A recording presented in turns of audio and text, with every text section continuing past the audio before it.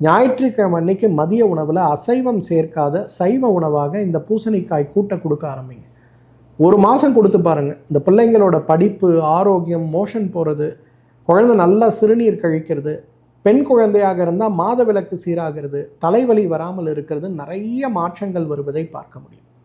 இன்றைக்கு யாருக்கெல்லாம் சார் நான் ஒரு நாளைக்கு 3 லிட்டர் தண்ணி குடிக்கிறேன், ஆனால் என் உடம்புல இருந்து ஒன்றுக்கு போகிறது ரொம்ப குறைவாக இருக்க மாதிரி இருக்குது, டாக்டர்கிட்ட போனால் டயூரட்டிக்குன்னு சொல்லி ஒரு மருந்தை கொடுக்குறாங்க, சாப்பிட்டா நல்லா ஒன்றுக்கு போகிற மாதிரி இருக்குது, ஆனால் மாத்திரை நிறுத்தினா எனக்கு போகவே மாட்டேங்குது, நான் என்ன பண்ணுறதுனே தெரியல சார். நிறைய பேர் சொல்கிறோம்ல, இந்த பூசணிக்காவை சாப்பிட ஆரம்பிங்க, பூசணிக்காய் சாரை சாப்பிட ஆரம்பிங்க, பெரிய மாற்றம் வரதை பார்க்க முடியும்.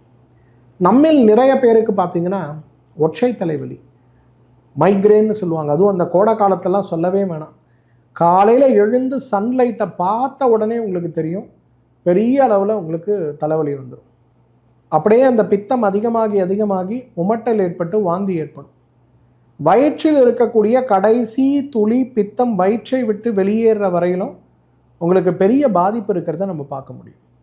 அப்போ இந்த பித்தத்தை எவ்வாறு நாம் குறைத்து கொள்ள முடியும், இந்த பித்த அமிலங்கள் உடல் சுரப்பதை எவ்வாறு குறைக்க முடியும்னா, அதுக்கும் பூசணிக்காய் சாறு ஒரு மிகச்சிறந்த மருந்து. எல்லாம் அந்த பூசணிக்காய் சாறு குடித்தேன் சார், என்னோடய வெயிட்டே குறையலம்பாங்க. அதை தொடர்ந்து நம்ம செய்யணும். 2 மண்டலம் இந்த பூசணிக்காய் சாறை 1 துளி கல்லுப்பு 1 துளி மிளகு போட்டு குடிச்சு பாருங்கள். ஒற்றை தலைவலி வரவே வராது. காலையில் எழுந்த உடனே உடம்புல இருக்க கழிவெல்லாம் வெளியில் போகிறத பார்க்க முடியும். நீராக உடலில் தேங்கி கிடக்கக்கூடிய கழிவுகளும் சிறுநீர் வழியாக நல்லா வெளியில் போகிறத பார்க்க முடியும்.